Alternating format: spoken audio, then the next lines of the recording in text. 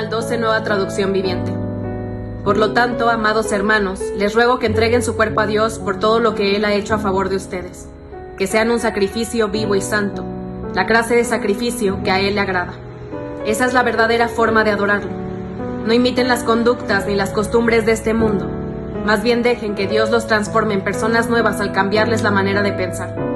Entonces aprenderán a conocer la voluntad de Dios para ustedes, la cual es buena, agradable y perfecta. Basado en el privilegio y la autoridad que Dios me ha dado, le advierto a cada uno de ustedes lo siguiente: ninguno se crea mejor de lo que realmente es. Sean realistas al evaluarse a ustedes mismos. Háganlo según la medida de fe que Dios les haya dado. Así como nuestro cuerpo tiene muchas partes y cada parte tiene una función específica, el cuerpo de Cristo también. Nosotros somos las diversas partes de un solo cuerpo y nos pertenecemos unos a los otros. Dios, en su gracia, nos ha dado dones diferentes para hacer bien determinadas cosas. Por lo tanto, si Dios te dio la capacidad de profetizar, habla con toda la fe que Dios te haya concedido. Si tu don es servir a otros, sírvelos bien. Si eres maestro, enseña bien. Si tu don consiste en animar a otros, anímalos. Si tu don es dar, hazlo con generosidad. Si Dios te ha dado la capacidad de liderar, toma la responsabilidad en serio. Y si tienes el don de mostrar bondad a otros, hazlo con gusto. No finjan amar a los demás, ámenlos de verdad. Aborrezcan lo malo, aférrense a lo bueno. Ámense unos a otros con afecto genuino y deleítense al honrarse mutuamente. No sean nunca perezosos, más bien trabajen con esmero y sirvan al Señor con entusiasmo. Alégrense por la esperanza segura que tenemos. Tengan paciencia en las dificultades y sigan orando.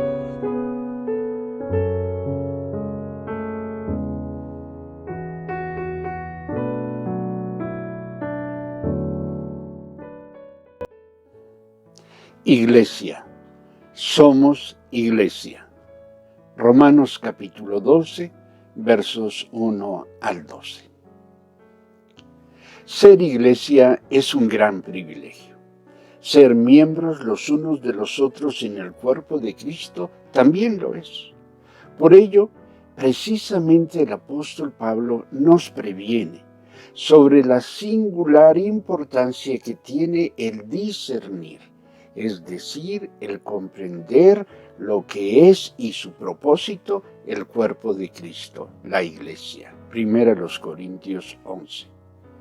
Esto significa fundamentalmente que tengamos conciencia plena de lo que significa ser iglesia, de lo que significa ser miembros del cuerpo de Cristo, porque solo quien comprende a cabalidad esto podrá valorar suficientemente lo que representa el privilegio de ser iglesia y estar en condiciones de entender y hacer propia la tarea de la misma. La iglesia es mucho más que una organización humana, es el pueblo de Dios. Es un cuerpo místico, misterioso, santo y de pleno valor para el Señor. Quien viene a Cristo, viene a la iglesia. Ambas incorporaciones, a Cristo y a la iglesia, son gracia, porque es por la misericordia divina que somos salvos, y también por la misericordia divina es que somos insertados, añadidos en el cuerpo de Cristo, la iglesia. Quien recibe tal gracia es llamado a vivir de una manera especial, honrando a Dios en todo lo que es y en lo que hace, y sobre todo, haciendo suyo el propósito más importante de nuestro Señor, la redención de quienes vagan sin Dios y sin esperanza, y a quienes vino a salvar nuestro Señor y Salvador Jesucristo. A diferencia de la gran mayoría de las organizaciones sociales, la Iglesia no tiene como la principal razón de ser a sus propios miembros. La Iglesia es, ante todo, un espacio de servicio. En ella, en la Iglesia, los miembros de la misma son capacitados, fortalecidos y entrenados en aras de que individual y corporativamente cumplan la tarea que se les ha encargado. Es esta, por lo tanto, la primera cosa que debemos tomar en cuenta cuando de entender lo que significa ser iglesia se trata. Somos un espacio de servicio. En efecto, no debemos olvidar que el cuerpo de Cristo está al servicio de Cristo, que la iglesia no es un espacio para el mero confort de sus miembros, ni una organización dedicada al bienestar último de estos, ni para buscar, como equivocadamente se piensa, la felicidad de ellos. No, la iglesia es ese ejército al servicio de Dios, dedicado en cuerpo y alma a anunciar las buenas nuevas de salvación y a la mutua edificación de los miembros del mismo. Quienes olvidan esto, encuentran que permanecer en la iglesia, haciendo de su propio bienestar la razón de su permanencia y aún de su servicio, terminará por confundirlos y decepcionarlos, y aún llenarlos de amargura. Es que simplemente están fuera de lugar. Hay una contradicción en ellos mismos, viven un conflicto interno y entonces entran en contradicción con el resto del cuerpo de Cristo, con el llamado recibido, con el propósito que se nos ha encargado. Insisto, somos iglesia para servir, siendo la primera tarea de nuestro servicio la proclamación del Evangelio, de las buenas nuevas de nuestro Señor Jesucristo. La segunda tarea de este servicio es la que se ocupa de la edificación del cuerpo de Cristo. Es decir, todo aquello que hacemos animados y dirigidos por el Espíritu Santo para que nuestros hermanos en la fe crezcan en todo hacia Cristo, que es la cabeza del cuerpo, tal como lo explica Efesios 4, versos 15 en adelante.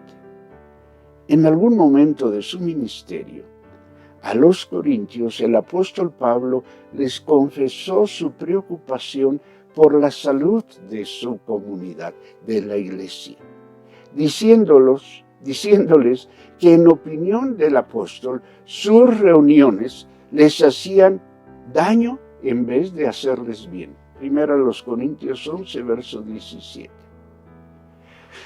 Comprendo bien el dolor y la frustración que llevaron al apóstol a decir tal cosa, porque yo pienso lo mismo de algunos de los miembros de mi iglesia.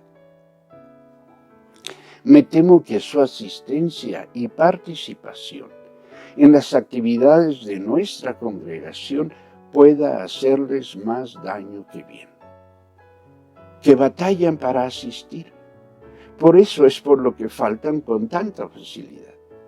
Y que en no pocos casos, habiendo superado distancias, costos y otros problemas para llegar al culto, cuando regresan a casa se sienten incómodos, insatisfechos y quizá hasta defraudados. Por Dios, por su pastor, por los demás hermanos, por lo que pasó en el culto, etc. Como en Corinto, hay entre nosotros quienes están enfermos y débiles, y también algunos que espiritualmente han muerto. Es decir, han perdido la fe, han perdido el interés y se han alejado de la congregación. La razón es una: participamos de la comunión de los santos sin fijarnos, sin tomar en cuenta, sin discernir que se trata del cuerpo del Señor. Es decir, nos acercamos a la comunión de la iglesia como lo hacemos con cualquier otra agrupación social, buscando nuestro confort, comprometiéndonos lo menos posible en la tarea común, pero responsabilizando a los otros también de nuestra propia condición y aún del estado general de la iglesia. Cada vez son más los pastores que se quejan de la falta de compromiso en el quehacer cotidiano de la congregación por parte de sus ovejas. Menos oración, menos lectura y estudio de la palabra, menos participación en las actividades presenciales y virtuales en nuestros días, una mayordomía deficiente, una negación a la proclamación del Evangelio a quienes no son salvos, una negación al servicio al prójimo, son, entre muchos otros, indicadores de tal falta de compromiso. Alguien dijo, cada vez tenemos más espectadores y menos miembros activos en la iglesia. Dios, por su palabra, nos llama a examinarnos a nosotros mismos. Segunda a los Corintios 13:5. Podemos preguntarnos, ¿por qué y para qué eres miembro de esta y estás en la iglesia? ¿Cómo estás cumpliendo la tarea que Dios te ha encomendado? ¿Qué clase de mayordomo eres respecto de los dones que has recibido? ¿Cuál es tu aporte cotidiano a la edificación del cuerpo de Cristo, de tus hermanos en la fe? Buenas y difíciles preguntas esto. La iglesia la formamos todos. Cada uno aporta a la salud o a la enfermedad de la misma. Pero al mismo tiempo, la iglesia es mucho más que nosotros y que nuestro quehacer. La iglesia es también templo del Espíritu Santo y espacio del quehacer divino. Dios conoce nuestra condición, sabe de nuestro cansancio, de nuestra pérdida de fe, de nuestras luchas cotidianas, de nuestro desánimo. Sí, pero Él no ha renunciado a su propósito con y a través de la iglesia. Dios sigue trabajando, podemos decirlo de esta manera, para presentarse a sí mismo a la iglesia como una iglesia gloriosa, sin mancha ni arruga, tal como refiere Efesios 5:25 y siguientes. Este propósito perseverante de Dios es lo que explica la provisión de los llamados dones espirituales, los cuales Pablo enlista en el pasaje que hemos leído, que hemos escuchado.